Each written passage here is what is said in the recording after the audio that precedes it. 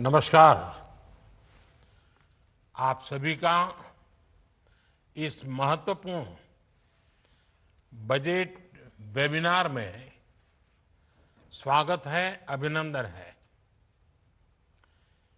Investing in people, economy and innovation, ये एक ऐसी थीम है जो विकसित भारत के रोडमैप को डिफाइन करती है। इस साल के बजट में आपको इसका प्रभाव भी बहुत बड़े स्केल पर दिख रहा है। इसलिए यह बजट भारत के भविष्य का ब्लूप्रिंट बनकर सामने आया है। हमने इन्वेस्टमेंट में जितनी प्राथमिकता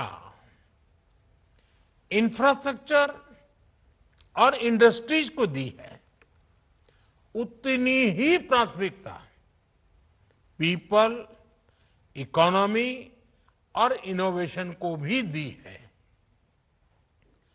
आप सब जानते हैं, कैपेसिटी बिल्डिंग और टैलेंट नर्चरिंग ये देश की प्रगति के लिए फाउंडेशन स्टोन का काम करती है। इसलिए अब विकास के अगले चरण में हमें इन क्षेत्रों में और ज्यादा निवेश करना है। इसके लिए हम सभी स्टेक होल्डर्स को आगे आना होगा, क्योंकि ये देश की इकोनॉमिक सक्सेस के लिए आवश्यक है और साथ ही ये हर ऑर्गेनाइजेशन की सक्सेस का भी आधार है।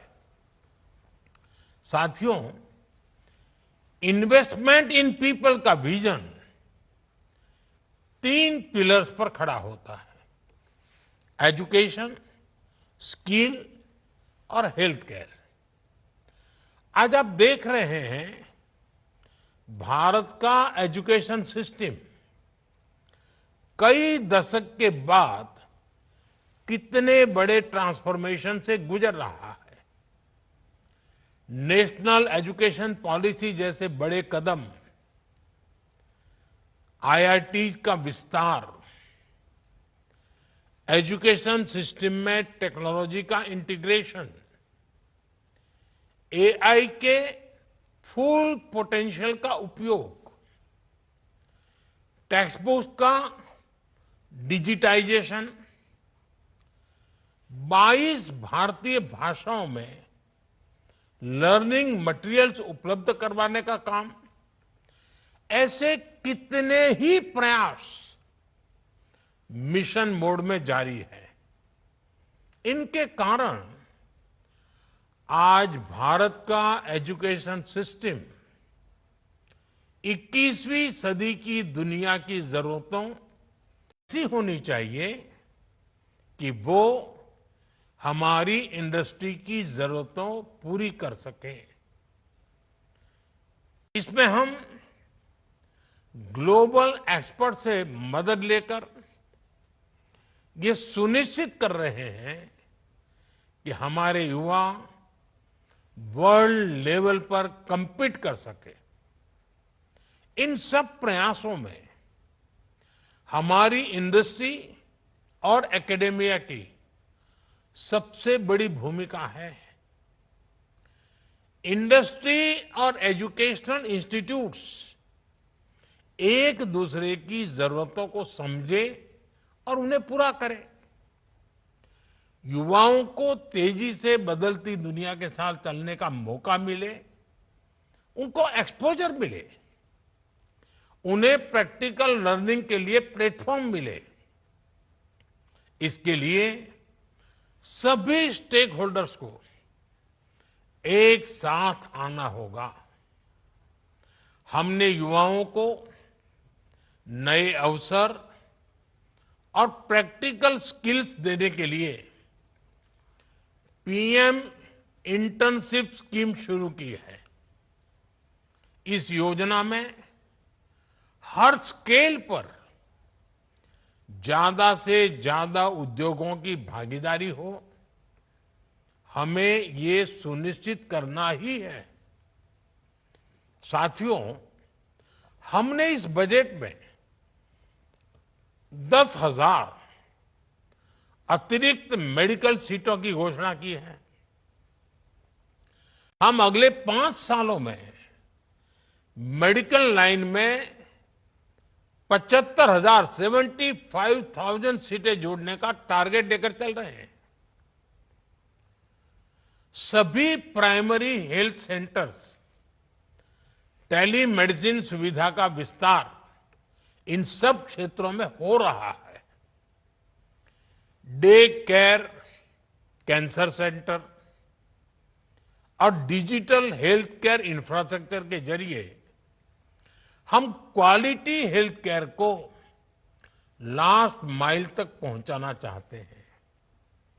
आप कल्पना कर सकते हैं, इससे लोगों के जीवन में कितना बड़ा परिवर्तन आएगा। इससे युवाओं के लिए रोजगार के भी अनेक नए अवसर बनेंगे। इन्हें जमीन पर उतारने के लिए आपको उतनी ही तेजी से काम करना है। तभी हम बजट घोषणाओं का लाभ ज्यादा से ज्यादा लोगों तक पहुंचा पाएंगे। साथियों, पिछले 10 वर्षों में हमने इकोनॉमी में इन्वेस्टमेंट को भी फ्यूचरिस्टिक सोच के साथ देखा है। आप जानते हैं, 2047 तक भारत की शहरी आबादी लगभग 90 करोड़ तक हो जाने का अनुमान है। इतनी बड़ी आबादी के लिए प्लान्ड अर्बनाइजेशन की जरूरत है। इसके लिए हमने 1 लाख करोड़ रुपए का अर्बन चैलेंज फंड बनाने की पहल की है। इससे गवर्नेंस, इंफ्रास्ट्रक्चर और फाइनेंशियल सस्टेनेबिलिटी पर फोकस किया जाएगा और प्राइवेट इन्वेस्टमेंट भी बढ़ेगा। हमारे शहर sustainable urban mobility, digital integration और क्लाइमेट रेजिलियंस प्लान के लिए जाने जाएंगे। हमारे प्राइवेट सेक्टर को, खासकर रियल स्टेट और इंडस्ट्री को प्लान अर्बनाइजेशन पर फोकस करना चाहिए, उसे और आगे बढ़ाना चाहिए। अमृत 2.0 और जल जीवन मिशन जैसे अभियानों को भी आगे बढ़ाने के लिए सभी को साथ काम करना है। साथियों, आज जब हम अर्थव्यवस्था में निवेश की बात कर रहे हैं, तो हमें पर्यटन की संभावनाओं पर विशेष ध्यान देने की जरूरत है। पर्यटन सेक्टर का हमारी जीडीपी में योगदान 10% तक होने की संभावना है। इस सेक्टर में करोड़ों युवाओं को रोजगार देने की क्षमता है। इसलिए इस बजट में घरेलू और अंतर्राष्ट्रीय टूरिज्म को बढ़ावा देने के लिए कई फैसले लिए गए हैं। देश भर में 50 डेस्टिनेशंस को टूरिज्म पर फोकस करते हुए विकसित किया जाएगा। इन डेस्टिनेशंस में होटलों को इंफ्रास्ट्रक्चर का दर्जा दिए जाने से ईज ऑफ टूरिज्म बढ़ेगा, स्थानीय रोजगार को भी बढ़ावा मिलेगा। होम स्टे के लिए मुद्रा योजना का दायरा भी बढ़ाया गया है। हिल इन इंडिया और लैंड ऑफ द बुद्धा इस अभियान के माध्यम से दुनिया भर के पर्यटकों को आकर्षित किया जा रहा है। भारत एक ग्लोबल स्तर का टूरिज्म एंड वेलनेस हब बने, इस दिशा में प्रयास किए जा रहे हैं। साथियों, जब हम पर्यटन की बात करते हैं तो इसमें होटल इंडस्ट्री, ट्रांसपोर्ट सेक्टर के अलावा पर्यटन में दूसरे सेक्टर के लिए भी नए अवसर हैं।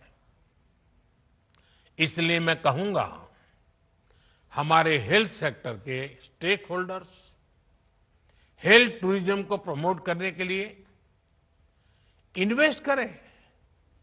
ये अपॉर्चुनिटी तो ग्रैब कीजिए आप। योगा और वेलनेस टूरिज्म के पूरे पोटेंशियल को भी हमें इस्तेमाल करना चाहिए। एजुकेशन टूरिज्म में भी हमारे पास काफी स्कोप है। मैं चाहूंगा इस दिशा में विस्तार से चर्चा हो और एक स्ट्रांग रोडमैप के साथ इस दिशा में आगे बढ़ा जाए। साथियों, देश का भविष्य इनोवेशन में किए जा रहे निवेश से निर्धारित होता है। भारत की अर्थव्यवस्था में आर्टिफिशियल इंटेलिजेंस कई लाख करोड़ रुपए की ग्रोथ दे सकती है। इसलिए हमें इस दिशा में तेजी से आगे बढ़ना है। इस बजट में एआई ड्रिवेन एजुकेशन और रिसर्च के लिए 500 करोड़ आवंटित किए गए हैं। भारत एआई की क्षमताओं को विकसित करने के लिए नेशनल लार्ज लैंग्वेज मॉडल की स्थापना भी करेगा। इस दिशा में हमारे प्राइवेट सेक्टर को भी दुनिया से एक कदम आगे रहने की जरूरत है। एक रिलायबल, सेफ और डेमोक्रेटिक देश जो एआई में इकोनॉमिकल सॉल्यूशंस दे सके, विश्व को उसका इंतजार है।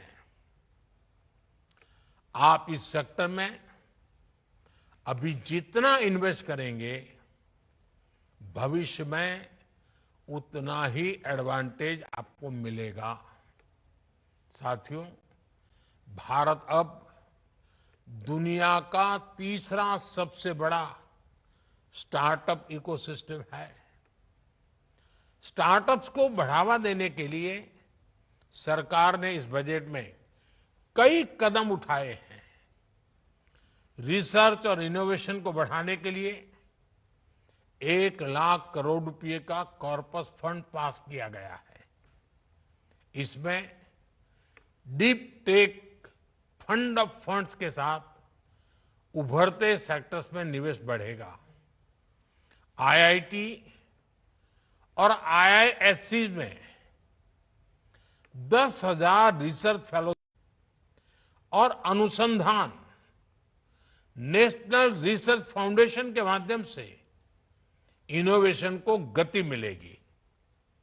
भारत को रिसर्च और इनोवेशन के क्षेत्र में नई ऊंचाई पर पहुंचाने के लिए हमें हर स्तर पर मिलकर काम करना होगा।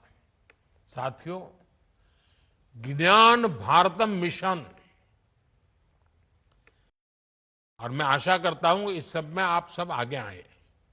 ज्ञान भारतम मिशन के माध्यम से भारत की कि लगातार प्रतिवर्ष इस एक मंथन के कार्यक्रम को बल भी मिल रहा है, उत्साह से लोग भी जुड़ रहे हैं और हर एक को लगता है कि बजट के पूर्व जितनी बातें हम करते हैं उससे ज्यादा महत्वपूर्ण बातें बजट के बाद इंप्लीमेंटेशन में उपयोगी होती है।